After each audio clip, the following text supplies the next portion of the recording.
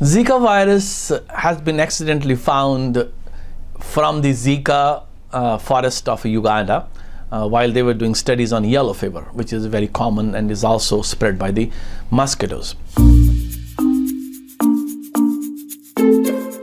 Zika has been now thought that it is causing a special problem for the pregnant females, and because there has been a lot of increase in microcephaly. Microcephaly is when the kids' brains are smaller, and these kids has a kind of brain damage, and so this is a kind of very serious concern.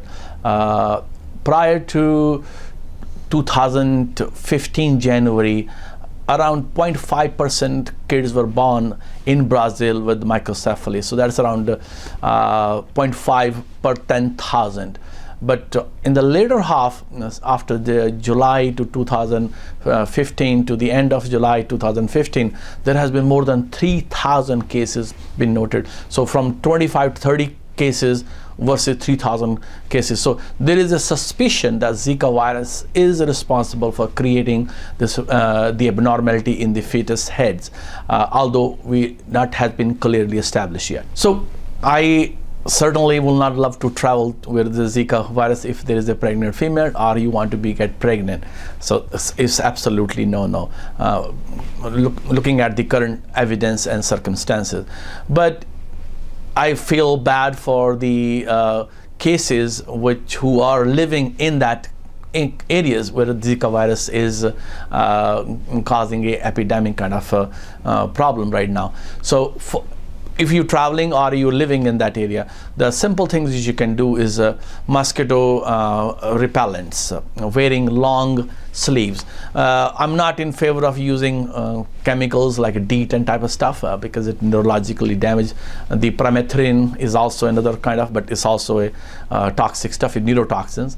But there are safer methods of preventing the mosquitoes from biting you, and which is called repellent action. Neem has been studied very well. I will use neem spray, or you can also take neem internally to prevent you, because when you take internally, the mosquito does not bite you. There is another one, essential oil, lang lang. 10% solution have shown to have a 99.4% repellent action against the Aedes aegypti. So you can see that this is very powerful. This is almost close to 100%. Unlike the malaria spreading mosquitoes which bite at night, the Zika virus bite in the daytime. So maybe spending time inside in the daytime maybe another option for us. Living in air conditioned areas with the screens will be a good idea. Mosquito nets will be a good idea because it will be helpful to prevent all those mosquitoes to come to you and bite you.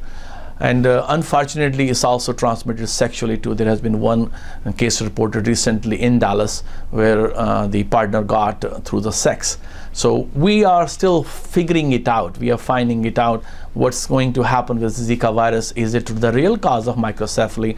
Now we know it is transmitted sexually too, because the Zika virus can stay up to 1 week once you get infected. And I think after 1 week it may be okay, but maybe prevention is the key. So avoiding the sexual contact if you have suspicion you have been bitten by the Zika virus loaded mosquito.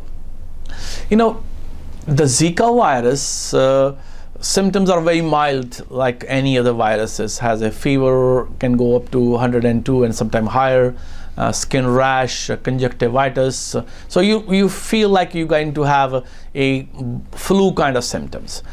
And but 80% people does not get it. So less than 20% will have the problems with it once you get. So not everybody out there is going to get the Zika virus kind of symptoms. Zika virus is a newfound virus for us, but in the mother nature it may be there forever. And what made this Zika virus to start creating problems in humans, we don't know. But as a Ayurvedic doctor, as a naturopathic doctor, I have a philosophy. I think something we change in the environment which make these dormant viruses to attack us. Are we doing something wrong in the Mother Nature? Are we messing up? Are we creating some abnormalities around us, changing the environment, that these harmless viruses starting to be pathogenic for us? We have a big question.